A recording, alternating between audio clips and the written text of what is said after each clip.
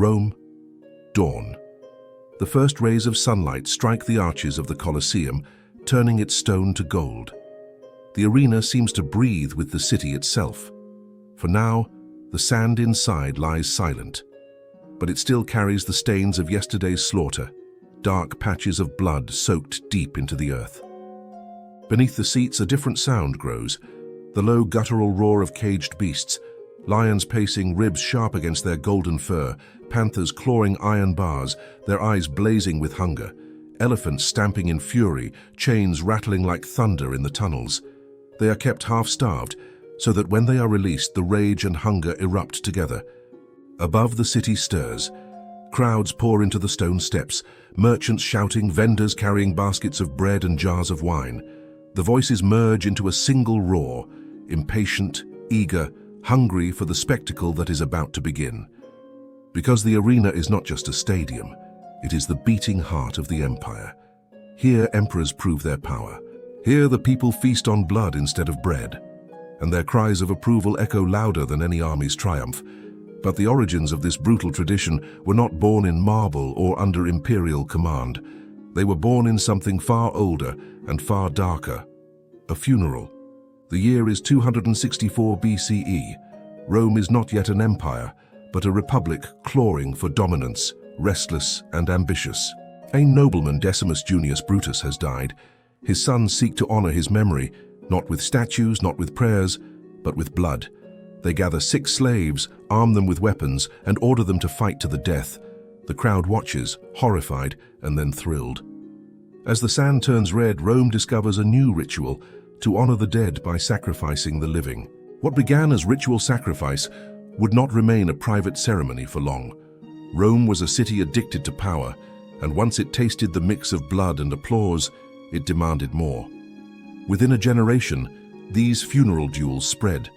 They were no longer small offerings at a graveside, but public events, staged in markets and open squares. Families of wealth and ambition realized something dangerous. The more blood they spilled for the crowd, the greater the honor for their name. Violence became a kind of currency, one measured not in gold, but in corpses. And Rome, ever the imitator and conqueror, shaped these fights into symbols. Slaves and prisoners were trained to carry the weapons of Rome's enemies: the curved blades of Thracians, the heavy shields of Samnites, the long swords of Gauls. Each death became more than slaughter. It became theater, retelling Rome's victories again and again in the sand. At first, the fights were crude. Wooden stands, hastily built, groaned under the weight of spectators. But soon, stone amphitheaters rose, permanent monuments to the city's hunger. The arenas grew larger, the games longer, and the blood flowed deeper. And with this growth came organization. Gladiators were no longer nameless slaves. They became a class of their own, trained, branded, bought and sold. Some were criminals sent to die, others prisoners of war, and a few, shockingly, even volunteers chasing fame or redemption. Their lives were short, their deaths spectacular, but their names sometimes lived longer than the senators who condemned them. By the late Republic, the games were no longer about honoring the dead at all. They were about winning the living. Politicians used them to sway the masses, showering the people with spectacles in exchange for loyalty. A man who could not speak well in the Senate might still rule the streets, if only he gave Rome enough blood to cheer for. And so the funeral games of 264 BCE planted a seed. That seed grew into a forest of arenas, each one feeding the people's appetite. What had begun as ritual had become addiction, and addiction always demands escalation. The Romans were never satisfied with repetition. A duel to the death might thrill for a moment, but the crowd always wanted more, and so the games expanded into something bigger, stranger, more theatrical than the world had ever seen. First came the beasts. From every corner of the empire, hunters and traders brought back living trophies: lions from Africa, panthers from Asia, elephants, bears, crocodiles, even giraffes and rhinoceroses. To Rome, the arena was not only about blood, it was about empire. Each animal displayed was a living banner, proof that there was no land Rome could not conquer, no creature it could not command. But these animals were not paraded in peace. They were thrown onto the sand, starved and enraged, to tear apart condemned criminals or clash with gladiators. Imagine the roar of 100 lions released at once, the shrieks of their victims drowned by the cheers of 50,000 spectators. And the cruelty did not end there. For special festivals, the emperor ordered entire forests to be built inside the arena. Real trees, soil, and plants were hauled in so that the games began with a hunt. Gladiators and archers stalked through this artificial wilderness, cutting down beasts one by one as the crowd howled. When the slaughter was done, slaves dismantled the forest, carried it out, and replaced it with fresh sand for the next act. Sometimes, even the sea itself was recreated. The Colosseum, with its elaborate system of channels and pulleys, could be flooded. And on that water, miniature navies clashed. Ships ramming, soldiers diving into the shallows, the whole basin turned red with staged war. Imagine it, a naval battle fought not on an ocean but inside a city, under the shadow of marble arches. And then, the executions. To the Romans, death was not enough. Death had to be art. Criminals and prisoners were not simply killed, they were forced to act in grotesque plays. One man might be dressed as Icarus, lifted high on mechanical wings, only to be burned alive as the sun consumed him. Another might be cast as Orpheus, only to be torn apart by trained bears as he sang.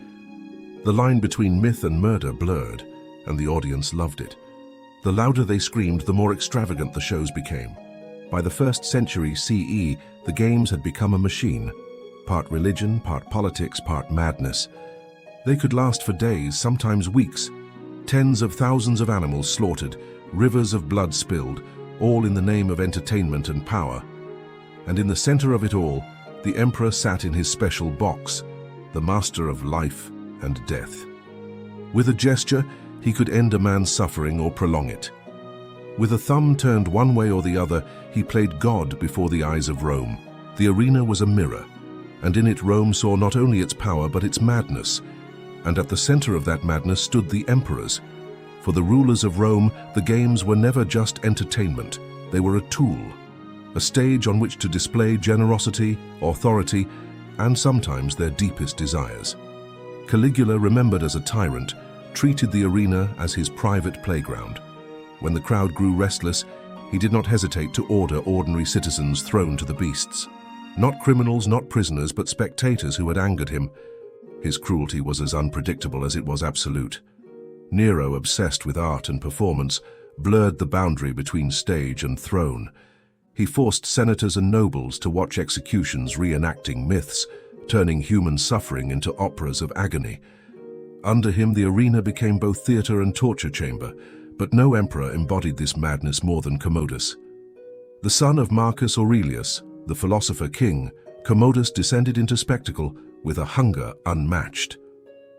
He dressed as Hercules, draped in lion skins, wielding a club, and he stepped not into the emperor's box, but into the arena itself. In front of the Roman people, the emperor fought as a gladiator, or at least he pretended to. His opponents were carefully chosen. Injured men, terrified slaves, even animals tied to stakes. Commodus would strike them down, basking in applause he had bought with fear. He killed hundreds of beasts, giraffes, elephants, even tigers, not in fair combat, but from behind barriers with volleys of arrows. He demanded payment from the treasury for each appearance, draining Rome's wealth to fund his vanity. The people cheered, but uneasily. For if the emperor himself could become a gladiator, then the boundary between ruler and spectacle had shattered. Rome had created not just games of blood, but an empire where power itself was a performance. And so, what began as a solemn ritual of honor had become a carnival of excess. The games were no longer about ancestors, or even about politics. They were about appetite, the crowd's appetite for wonder, and the emperor's appetite for control. But like all appetites, this one could never be satisfied. Each generation demanded greater cruelty, stranger shows, more blood than the last. The machine of spectacle kept grinding on, and with it the very soul of Rome was worn away. Every spectacle carried a cost, and Rome paid it in ways far beyond the sand of the arena. Animals were the first victims. By the height of the empire, entire regions were being emptied to satisfy the people's hunger for exotic hunts.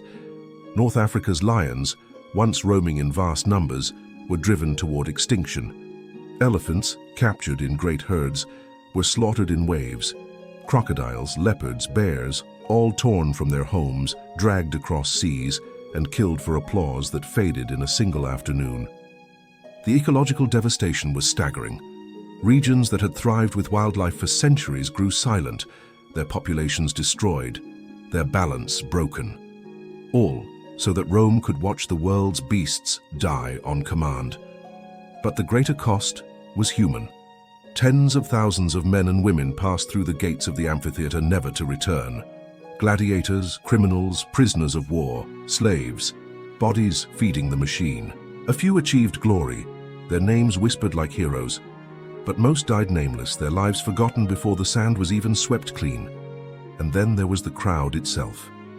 Day after day, year after year, Romans sat in the stone seats, drinking in the sight of agony. Children grew up cheering at executions. Families applauded as men begged for mercy. A culture was being trained, not in courage, not in honor, but in indifference. To them, cruelty became normal. Compassion became weakness. The emperors knew this. They relied on it. A blood-soaked crowd was an obedient crowd. If the people were fed with violence, their hunger for justice or freedom or change might remain quiet. The arena was not only entertainment, it was control. And yet whispers of doubt spread. Philosophers, even some senators, questioned what Rome had become. How could a civilization so advanced, so powerful, glory in endless death? Was this strength or decay? The answer lay not in the marble arches or the cheering voices, but in what was left when the voices fell silent. Empty sands, empty cages, empty eyes. Rome was rotting and few could see it. The games had made the empire strong for a time, but they were also eating it alive. For centuries, the roar of the crowd had been the heartbeat of Rome. But no empire lasts forever, and neither did its thirst for blood. By the 3rd century CE, cracks were already showing. Rome was no longer the unstoppable conqueror it once had been. Borders collapsed, armies faltered, provinces rebelled. And yet in the Colosseum the games went on, even as the empire outside began to crumble. But the appetite was fading. What once shocked and thrilled the masses now felt like routine. Lions released into the arena no longer inspired awe, only expectation. Gladiators fought and died, but fewer names echoed beyond the stone walls. Even the emperors found themselves repeating the same spectacles, unable to surpass the excesses of the past. Meanwhile, a new force was rising within Rome itself, Christianity. To the followers of this strange, persecuted faith, the games were not glory, but sin. To kill for sport was to mock creation. To cheer for cruelty was to side with darkness. Slowly, quietly, their voices spread. By the 4th century, those voices reached power. Emperors like Constantine began to distance themselves from the blood shows, favoring chariot races and theater over slaughter. And in 404 CE, the end came suddenly. Not with thunder, but with one man's courage. On that day, as gladiators prepared to fight, a Christian monk named Telemachus leapt into the arena. He begged for the killing to stop. The crowd roared in anger, furious that their entertainment was interrupted. Stones were thrown. And there, in the very sand he sought to save, Telemachus was beaten to death. But his sacrifice shook Rome. The Emperor Honorius, horrified, issued a decree. The gladiatorial games were to end. After nearly 7 centuries, the Colosseum's blood-soaked stage fell silent. The stone walls remained, the arches still towered, but the roar of the crowd was gone. The arena, once alive with screams and applause, became a hollow shell, filled only with echoes of the past. And so, the empire's greatest spectacle died, not with a final cheer, but with silence. The Colosseum still stands, its arches scarred, its stones cracked, but its presence undeniable. Tourists walk where emperors once sat, where gladiators once fell, where lions once roared. Today it is a monument, but in its silence it remembers. For the arena was never just about Rome. It was about us, about humanity itself, about what happens when power is unchecked, when cruelty is normalized, when entertainment becomes more important than compassion.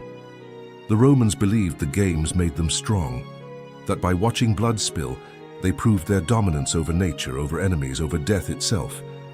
But in truth, the games revealed something darker, how easily greatness can slide into corruption, how quickly a culture can lose its soul when it trades empathy for spectacle.